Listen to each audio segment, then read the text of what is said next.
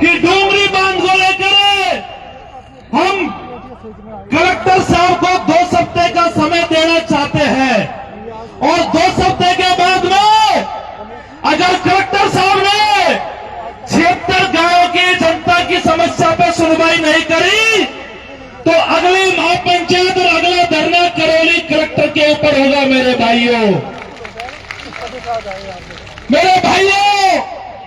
आप लोगों ने यहां से हमारे किरोड़ी लाल जी को माधोपुर से विधायक बनाया है और मैं बाबा से ये कहना चाहूंगा कि बाबा आपकी लाज माधोपुर में रखी है तो आप भी इन 76 गांवों की लाज रखने को लेकर इन गांवों को बेसहारा मत छोड़ो, इन गांवों का सहारा बनो।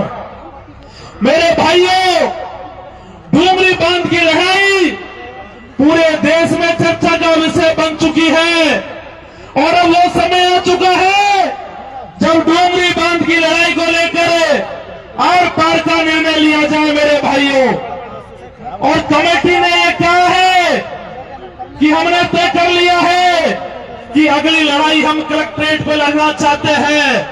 तो मैं आपके माध्यम से कहना चाहता हूं, या इंटेलिजेंस के लोग भी सुन ले और कलेक्टरेट पे भी सुन ले कि 2 हफ्ते में समाधान नहीं हुआ तो कलेक्टर ऑफिस में बैठने लायक नहीं छोड़ेंगे। इस बात को ध्यान रखना मेरे भाइयों।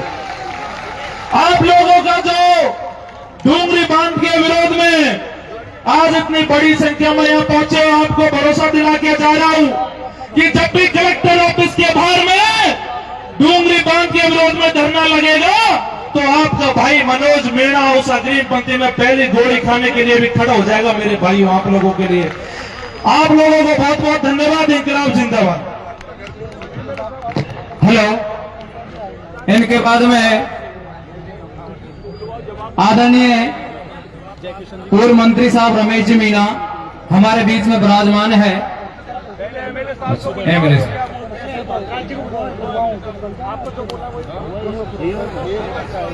सरकार में उनके पास पावर है। क्या कर रहे हैं? हेलो,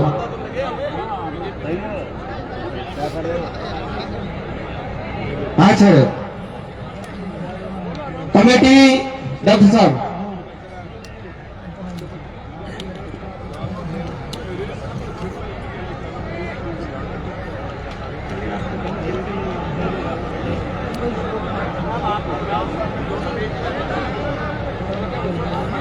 हाँ बहुत अच्छा। अब आपके बीच में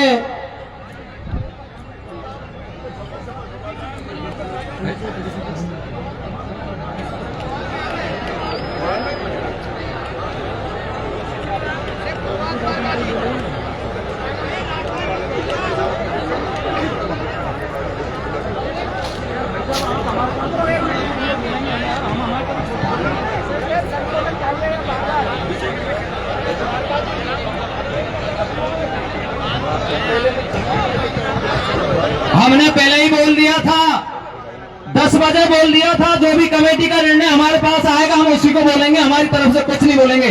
आप एक बार निर्णय कर लो पहले। हाँ, कमेटी का निर्णय फाइनल है। मैं सम्मानीय पूर्व विधायक साहब, मंत्री साहब, सम्मानीय रमेश जी मीणा साहब आए और अपना अनुमोदन प्रस्तुत करें। सम्मानीय रमेश जी मीणा साहब, आपके बीच में जोरदार तालियों के साथ में सम्मानीय विधायक साहब। बहुत बहुत धन्यवाद। आप आराम से बैठ जाएं, कृपया आपसे हाथ जोड़ के निवेदन है।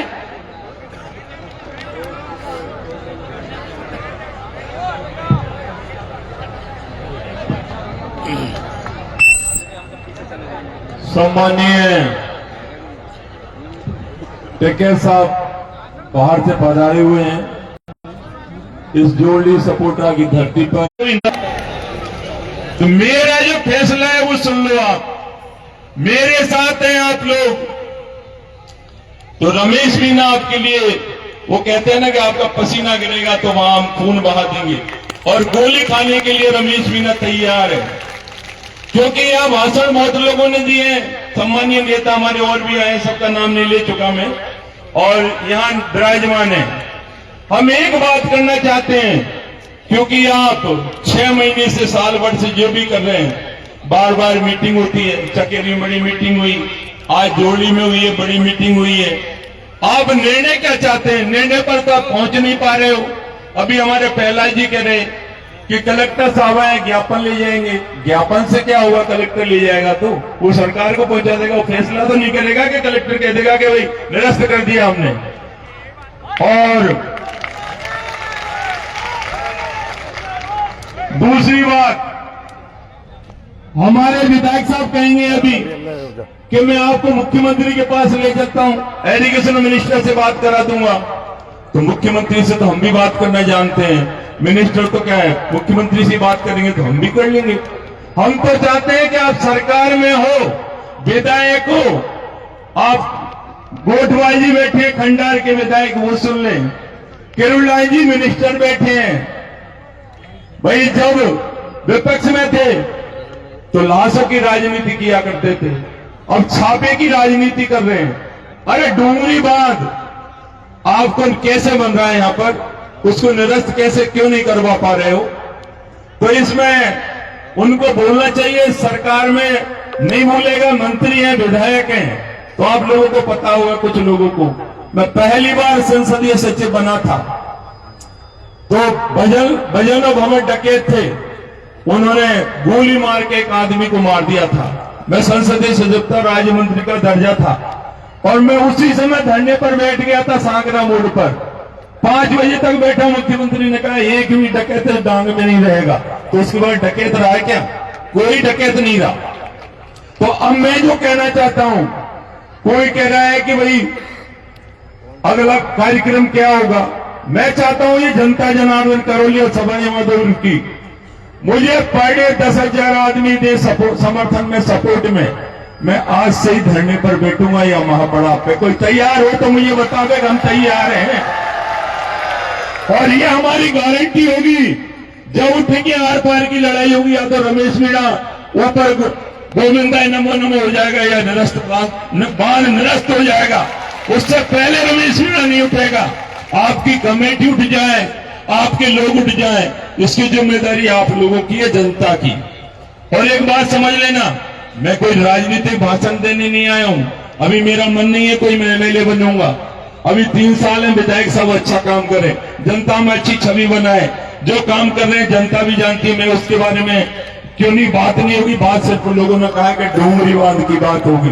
तो आप लोगों को अभी यही पता नहीं है कि डोंगरी बांध में कौन कौन से गांव तो डूब में आ रहे हैं, कौन कौन से गांव उठेंगे। अभी कोई कहता है शुरू से चल रहा है 76 गांव, 76 गांव नहीं है, टोटल 88 गांव है। मेरे पास पूरी लिस्ट है और पूरी जानकारी है। आप चाहें तो मैं बता सकता हूं आपको पता होगा भाई कौन कौन से गांव आएंगे। ये 4 गांव हाड़ौती के, 4 गांव भूरी पानी के, ये तो टोटली हट जाएंगे। हाड़ौती कस्बा हट जाएगा, रहेगा ही नहीं।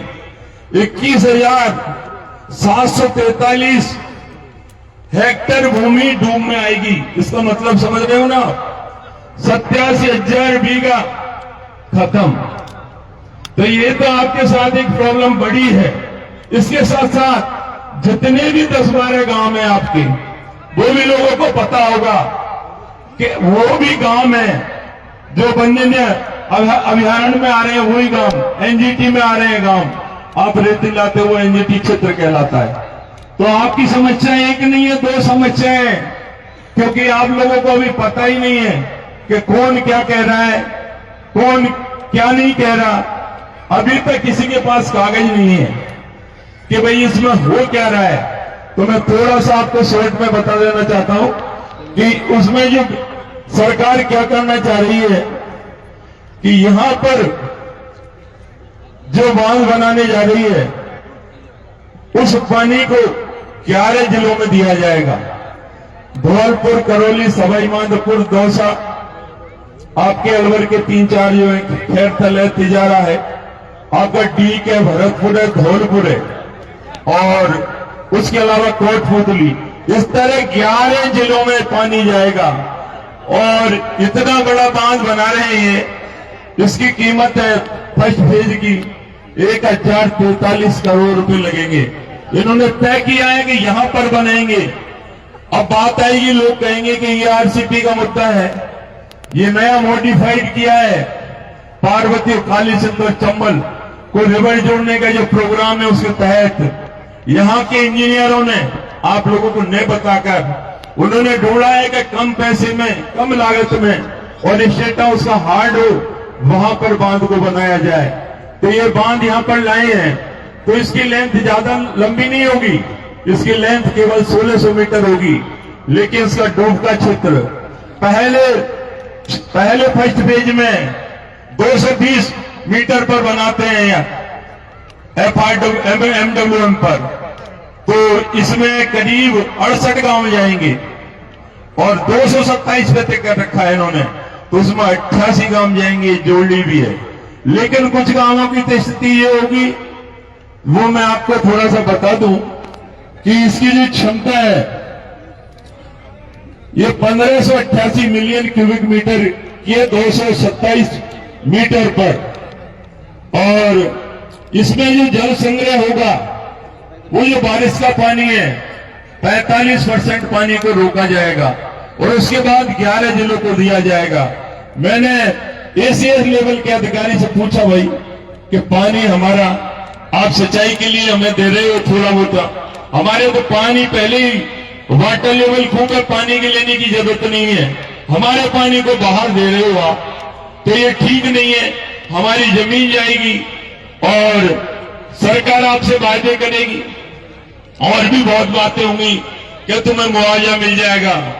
तो जितना हमें नुकसान होगा उतना मुआवजा सरकार देगी भी नहीं और दे भी नहीं सकती, तो इसका खामियाजा किसी भी तरह की भरपाई नहीं हो सकती। इसका एक ही बात है, अगर आप संकल्प करो और इस धरती मां की कसम खाओ कि हम लड़ाई आर पार की लड़ेंगे, हमें किसी कलेक्टर को नहीं बुलाना है, हम बात करेंगे कमेटी के लोग तो मुख्यमंत्री से भी मिलेंगे, कलेक्टर तो आ जाएगा, कलेक्टर बड़ी बात नहीं है, ज्ञापन देने से कुछ नहीं होगा भाई।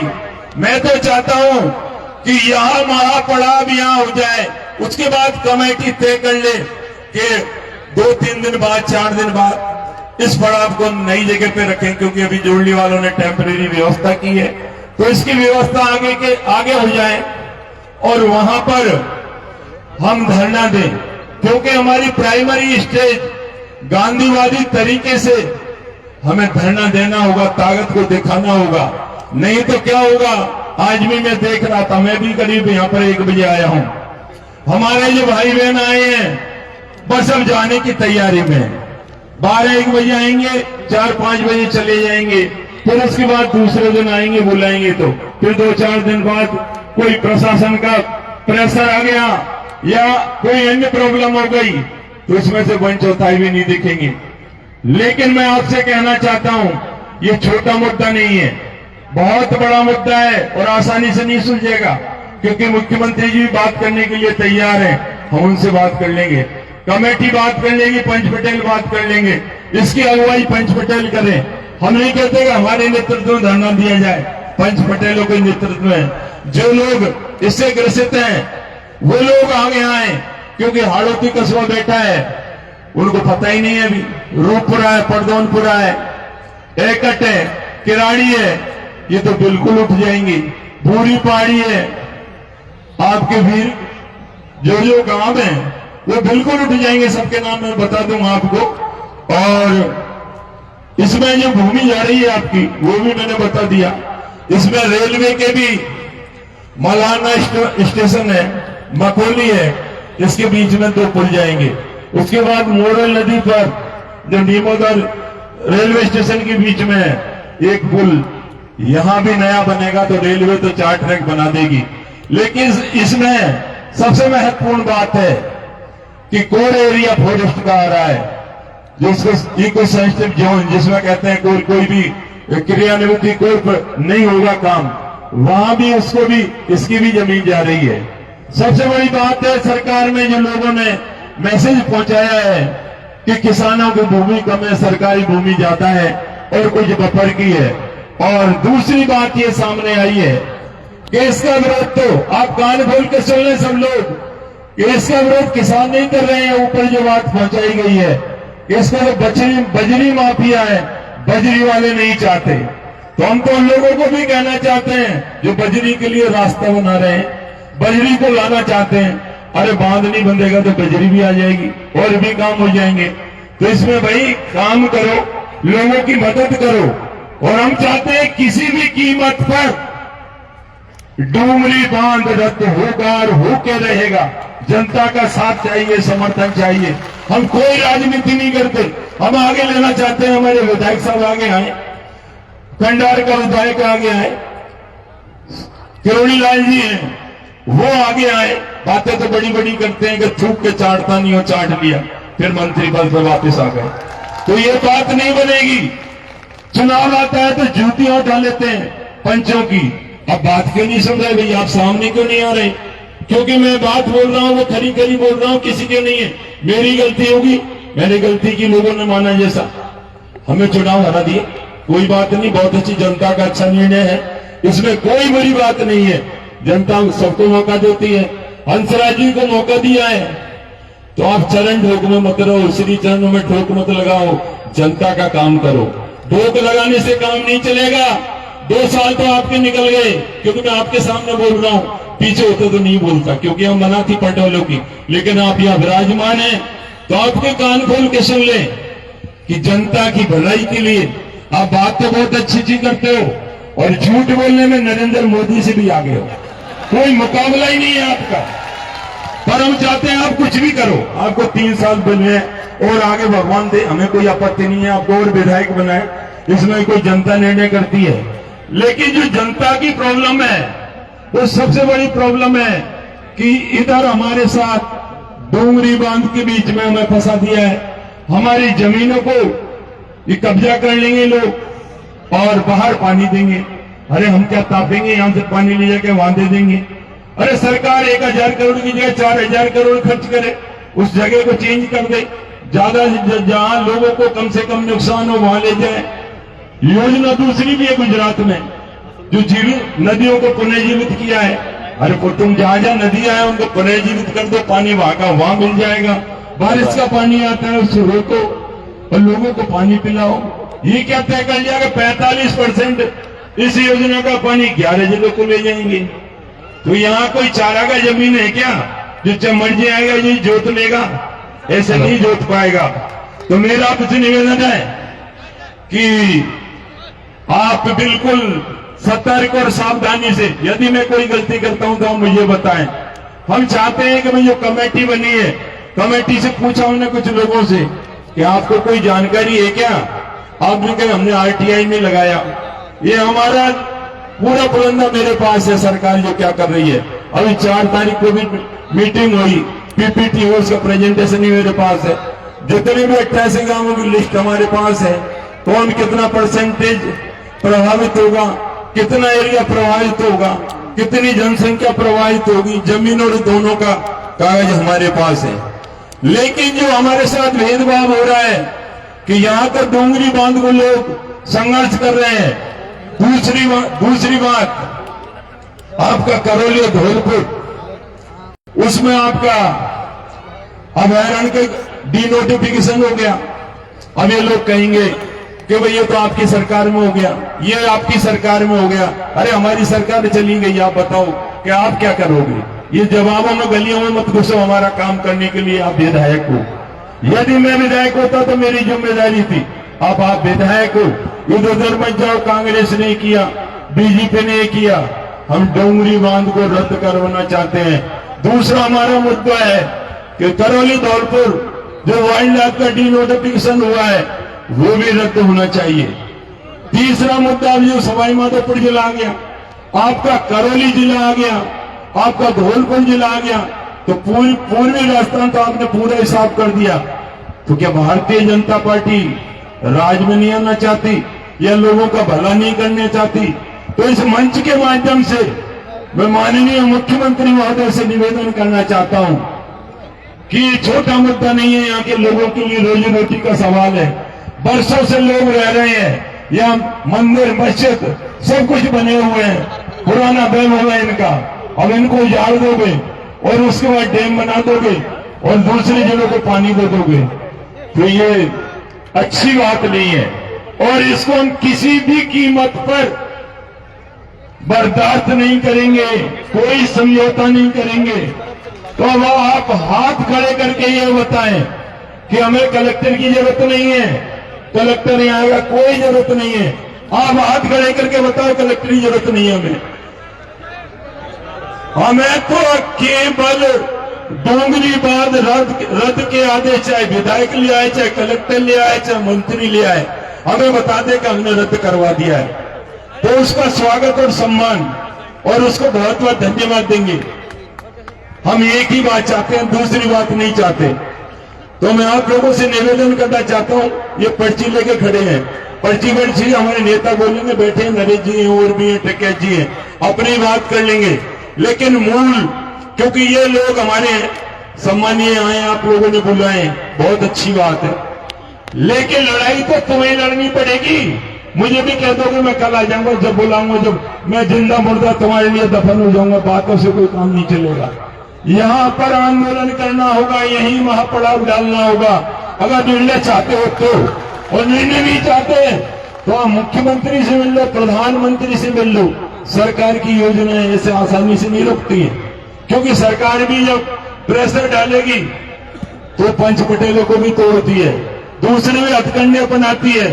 बीजेपी कांग्रेस के नेता भी आएंगे, वो टिकट बांटेंगे अभी पंचायत राज की, और उसको भी खंडित करना चाहेंगे कि ये जो योजना चल रही है, जो स्कीम चल रही है, इसको हम कैसे खत्म कर दें, आपस में लड़वा दें। अधिकारी भी तुमसे बात करेंगे, हमसे बात करेंगे, चिकनी चुपड़ी बात करेंगे। तो ये बड़ा निर्णय लेने का समय है। अब मैं थोड़ा सा आपको बता दूंगा, अगर समय है तो, कि कितने गांव जाएंगे, नहीं लोगों को पता नहीं है, तो भाषण दे रहे हैं, तो अगर नहीं बोलना है तो रख दो, मैं आप कहो तो नहीं बोलो भाई, बता दो। सर थोड़ा समय का प्लीज। भाई भाषण दिलवाने के लिए जोड़ने के लोगों ने बुलवाया, तो भाषण दिलवा लो। हम काम की बात करने आए हैं कि हमारे साथ जो माननीय अच्छा भाषण दे लेंगे सब, लेकिन काम तो या धरने पर, प्रदर्शन पर, और यहां से जो लंबी लड़ाई लड़ेंगे, क्योंकि मूवमेंट यहाँ मंच पे नहीं बनेगा। मैं कह दूंगा ऐसा करना वैसा करना, ये तो बैठ के तय करेंगे कि हम कहां पर आंदोलन करेंगे और कैसे करेंगे और कैसे इस रण को हमें जीतना है। तो आसानी से नहीं होगा काम, और बिना नेता के आप जितने भी पटेल हैं कमेटियां बना लो। मैंने पूछा सबसे कि जानकारी है कि नहीं है साहब, आरटीआई में सूचना लगाई है, नहीं मिली है साहब। तो जब लड़ाई कैसे लड़ोगे आप? लड़ाई तो तभी लड़ी जाएगी, चाहे हंसराज जी तैयार हैं आपके साथ, आपका मुद्दा सुलझाते हैं, हम गांव में घर बैठ जाएंगे, हमें बुला लेना कि भाई आप आ जाओ और हमारी लड़ाई में शामिल हो जाओ। मैं तो यही चाहता हूं कि जनता चाहती है, ये गांव 10-15 गांव है जो बिल्कुल उठ जाएंगे, इनको कोई खाने को अनाज नहीं मिलेगा, तो बहुत बड़ी दिक्कत हो जाएगी। तो यदि मन में आपके में सब राजी हो, कमेटी राजी हो, जनता राजी हो, तो हम धरने पर यही आज ही बैठने को तैयार हैं। और लोग अभी से जाने लगे, आगे देख लो। तो ये धरना कैसे चलेगा बताओ आप? क्या करना है, कौन क्या बोलेगा, क्या भाषण देगा? तो मैं ये कहना चाहता हूँ, अगली मीटिंग होगी, आप हमें बुलाए, धरने पर बैठना है तो आज ही हम कपड़े लेकर तैयार होकर आए हैं, धरने के लिए हम तैयार बैठे हैं। तैयार हो तो बता देना, यही बैठे हैं, हम जाएंगे नहीं। अगला व्यक्ति जो भी हो आप बता दें। बोला ओम प्रकाश जी। अब बोलो भाई, जो भी है हमारी बात